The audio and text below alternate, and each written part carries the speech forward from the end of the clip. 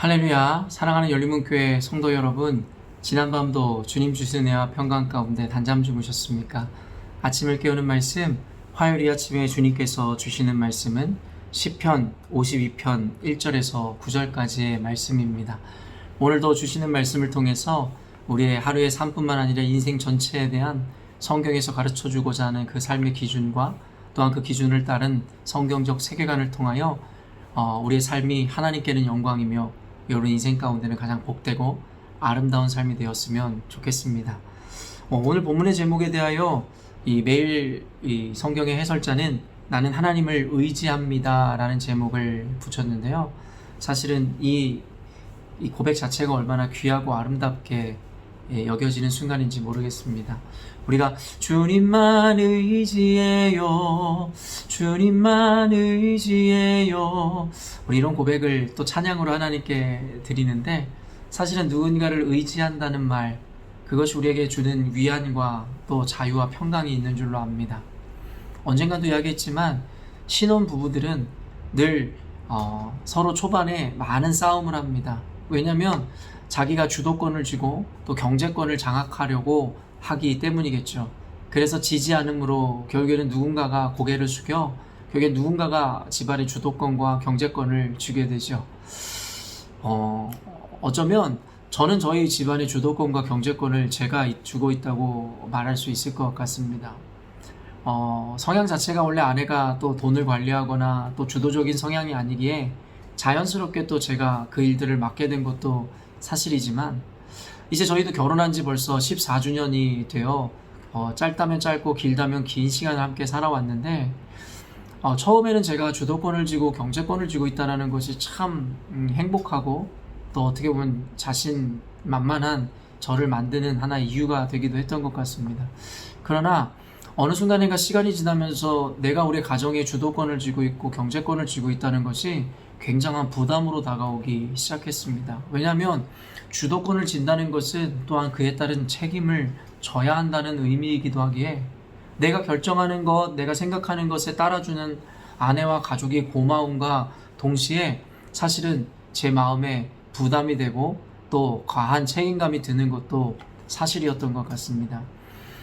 그러면서 이 하나님에 대한 고백이 더욱더 깊어질 수밖에 없었는데요. 그 이유는 무엇이냐면, 이제는 가족과 아내가 저를 의지하는 것이 아니라 이제는 나를 의지하지만 나는 그 책임을 내가 지는 것이 아니라 이제는 하나님께 내가 하나님을 의지한다 생각하니, 사실은 그동안 갖고 있었던 책임감과 부담감들이 모두 제 안에서 사라지는 것을 제가 경험하게 되었습니다. 우리가 의지할 자가 있다는 것이 우리에게 얼마나 큰 위로가 되는지, 어린 시절을 생각해봐도 아버지의 손을 잡거나 어머니가 함께하면 어느 어둠 가운데 있어도 두렵지 않았었던 그 생각을 떠오른다면, 누군가를 믿고 의지하고 신뢰하는 삶이란 어둠과 같이 불확실한 미래를 살아가고 있는 우리들의 인생 가운데 큰 위로가 되어지는 것이 사실인 것 같습니다. 사랑하는 성도 여러분, 오늘 본문의 시편의 기자는 하나님을 의지하노라고 스스로 각오하고 선언하는 장면을 그리고 있습니다. 성경의 모든 구조가 그러듯이 선악의 대결 구도 내지는 선악의 비교를 통하여 우리로 하여금 선한 것은 붙잡고 악한 것은 내어 버리라 가르치는 것이 바로 성경의 전체적인 구조일 것입니다. 그렇기 때문에 주일에도 여러분들에게 설교할 때 이야기했지만, 때로는 악인들에 대한 경고 또 죄에 대한 경각심을 설교한다 하여 우리가 그것을 기분 나빠할 것도 아니면 지루해할 것도 아니라는 것입니다. 왜냐하면 하나님의 자녀들에게 이 죄에 대한 설교이든 악에 대한 경계의 말씀이든 결국에는 하나님의 자녀들로 하여금 그 악한 자의 자리에서 떠나 하나님의 의롭고 하나님의 옳은 것을 선택하여 하나님의 구원과 복을 누리라 라는 설교와 똑같은 말씀이기 때문인 것이죠. 그렇기 때문에 오히려 잘못된 것에 대한 경계를 듣는 것, 그리고 그것에 귀 기울이는 것은 굉장히 우리의 형통함과 하나님 앞에서의 구원을 향한 발걸음 가운데 중요한 요소일 것입니다. 오늘 시편의 그 기자인 다윗도 결국에는 악행을 행하는 악인들에 대한 고발, 그리고 그들의 악행에 대한 하나님의 심판을 분명하게 선언하며, 또한 그 악인들에 대해서 자신은 어떻게 평가하고 있는지에 대한 자신의 생각을 밝힙니다. 그리고 급기야 마지막에는 스스로 하나님만을 의지하겠노라고 선언하고 고백하는 장면을 그리고 있습니다. 8절부터 9절 읽어드리면, 그러나 나는 하나님의 집에 있는 푸른 감람나무 같으며 하나님의 인자하심을 영원히 의지하리로다. 주께서 이를 행하셨으므로 내가 영원히 주께 감사하고 주의 이름이 선하심으로 주의 성도 앞에서 내가 주의 이름을 사모하리이다. 다윗은 자신을 둘렀던 적군들 그리고 악한 환경과 상황 가운데서도 결국에는 스스로 의지를 다지고 각오함으로 하나님의 인자하심과 영원하심을 스스로 의지할 것이라고, 오직 주님만 섬기겠노라고 고백하는 장면을 그리고 있다라는 것입니다. 사실은 그럼에도 불구하고 저는 다윗의 이 고백이 사실은 얼마나 이 자신을 둘러싼 환경에 대한 스트레스와 고민 가운데 이루어지는 고백이었는지를 생각해 보게 되었습니다. 무슨 말이냐면, 사실은 다윗은 그의 평생 중에 많은 부분을 늘 쫓기고 자신의 원수에게 공격받는 삶을 살았습니다. 그러다 보니 시편에 보면 다윗이 얼마나 이 하나님 앞에서 고통스러워하고 적군들을 두려워했었던지에 대한 모습들을 여과없이 보여주고 있는 것이겠죠. 어쩌면 이 의인으로서의 이 하나님만 의지하겠다는 각오는 어쩌면 흔들릴 수 있는 자신을 다잡고자 하나님 앞에 다시금 자신의 마음을 올려드리는 그런 고백은 아닐까라는 생각도 해보게 되었습니다. 그도 그럴 것이, 사실은 의인의 각오보다는 악행을 행하는 악인들에 대한 그 모습들을 더 많이 묘사하고 있는 것이 오늘 본문의 내용입니다. 그러면서 악인들에 대해서 이렇게 이야기하죠. 포악한 자여, 내가 어찌하여 악한 계획을 스스로 자랑하는가?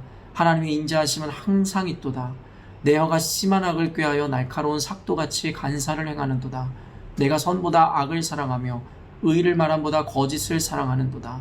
간사한 혀여, 너는 남을 해치는 모든 말을 좋아하는도다. 사실은 성경에 나오는 모든 악에 대한 규정이 그렇습니다. 사실은 어떤 행동이나 행위에 대한 절대 기준이 있다기보다는 성경에서 제시하는 선과 악의 기준은 바로 하나님을 인정하느냐 그렇지 않느냐라는 것입니다. 아무리 우리가 선하게 생각되어지는 계획을 한다 할지라도 그 계획 가운데 사실은 하나님의 존재가, 그리고 임재가, 그리고 하나님에 대한 어떤 계획이 함께 수반되고 동반된 것이 아니라면 아무리 의로운 행동도 우리는 그것을 선이라 이야기하지 않고 악이라 이야기할 수 있을 것입니다.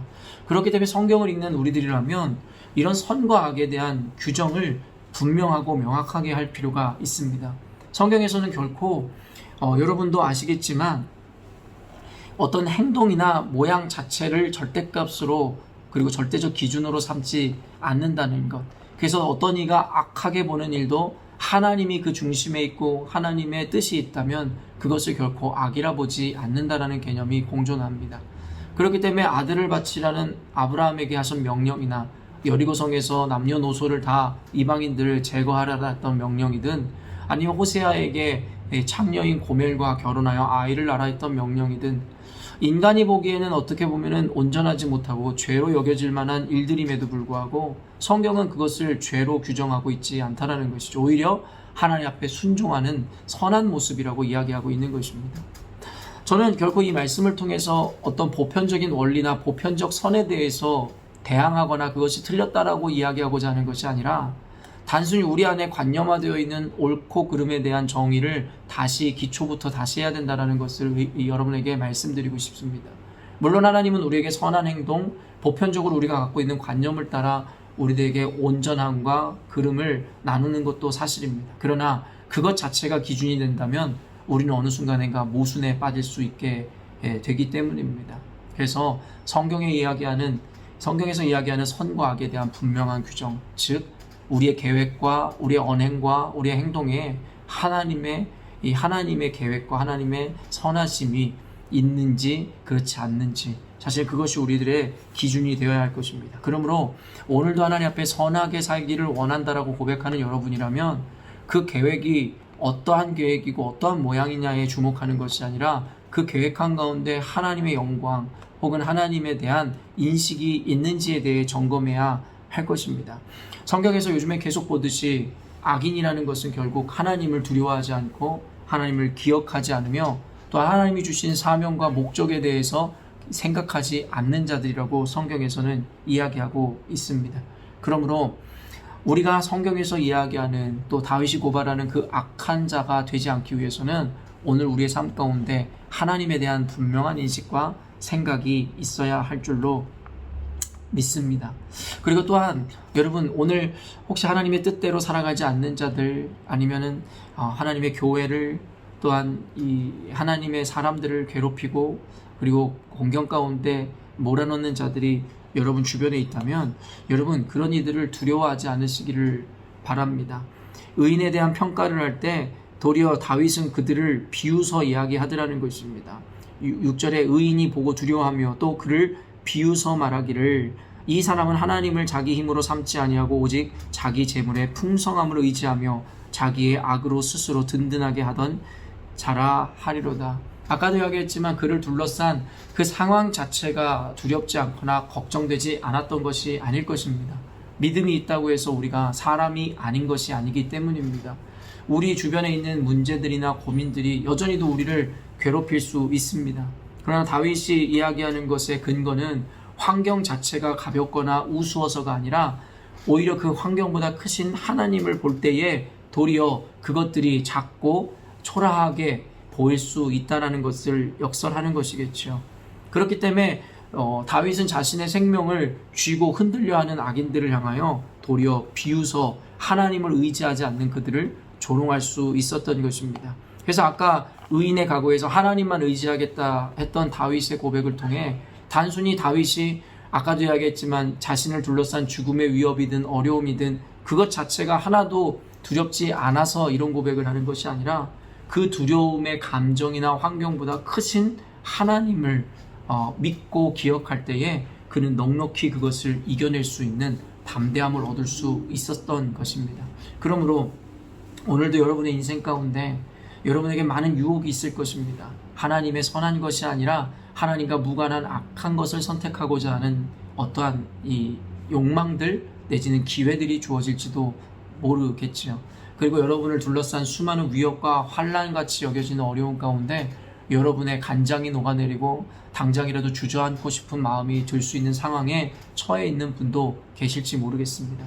그러나 늘 강조하듯이 여러분, 살아도 산 것이 아니오 죽어도 죽은 것이 아닌 것, 즉 우리 인생 가운데 하나님이 계시지 않다면, 하나님의 선한 의도와 계획이 없다면 우리의 성공도 무가치가 되고 우리가 살아있는 이 좀비가 되어지는 것처럼 결국에는 차라리 우리가 세상이 말하는 성공을 못 거둔다 할지라도 우리의 실패 가운데 하나님이 계시다면 그것이야말로 하나님 기뻐하시는 삶이고 하나님께 인정받는 삶일 것이기에, 그러므로 오늘 하루에 여러분에게 다가오는 문제들이든 선택의 기회들이든 모두 선한 것을 붙잡으시길 바라고, 눈앞의 순간의 실패를 두려워함으로 악한 것을 붙잡는 것이 아니라 주님의 선하고 의로운 것을 붙잡아 승리하는 삶을 사셨으면 좋겠습니다. 또한 문제보다 크신 하나님, 늘 고백하는 그 고백을 기억하심으로 여러분을 둘러싸고 당장이라도 쥐어 삼킬 것만 같은 그 문제들이 여러분의 믿음을 빼앗고 여러분을 실족시키지 않도록 여러분들 늘 깨어서 하나님을 인식하고 문제보다 크신 하나님 앞에 위로를 받으셨으면 좋겠습니다. 우리가 할 수 있는 것은 늘 믿음으로 주를 인식하고 바라봄으로 하나님을 신뢰하는 것이라 믿습니다. 그러나 어떻게 보면 아무것도 아닌 것 같은 그 행위와 그 믿음이 결국 우리 인생을 세상이 줄 수 없는 평강과 자유로 이끌어 갈 것입니다. 오늘 하루를 살아갈 때에 이 믿음으로 온전한 것을 붙잡고 또한 악한 것의 유혹 가운데서 능히 주님을 인식함으로 승리하는 여러분 되셨으면 좋겠습니다. 함께 기도하겠습니다. 사랑의 주님, 오늘도 말씀을 통하여 아침을 깨우게 하시고 또한 이 말씀을 통하여 우리 가운데 선과 악에 대한 규정, 또 우리 인생 가운데 선한 것을 쫓아 살아야 할 것이라는 믿음과 실천에 대한 적용을 주시니 감사합니다. 우리가 함께 고백하였던 것처럼 하나님, 악한 것이라면 또한 하나님과 관계없는 하나님과 무관한 것이라면 우리가 계획하지도 바라보지도 살아내지도 않는 그런 인생이 되게 하여 주시고, 오직 주님의 영광과 주님의 뜻이 있는 곳이라면 순간에 불이익을 당한다 할지라도 담대히 감수해내는 우리가 되게 하여 주시옵소서. 다윗이 믿음으로 두려움 가운데서도 하나님만 의지하겠노라고 믿음의 각오와 고백을 하듯이 오늘 이 영상을 보는 우리 사랑하는 성도들, 눈앞에 산재해 있는 문제들과 그들을 두렵게 하는 문제들, 환경들 가운데서도 오직 하나님만 의지하기로 결정함으로 세상보다 크신 하나님 앞에 그 마음의 위로와 안식을 얻어 누리는 오늘 하루 되게 하여 주시옵소서. 함께 하실 주님, 오늘 인생도 이끌어 주실 주님을 기억하오며 거룩하신 예수님의 이름으로 기도합니다. 아멘.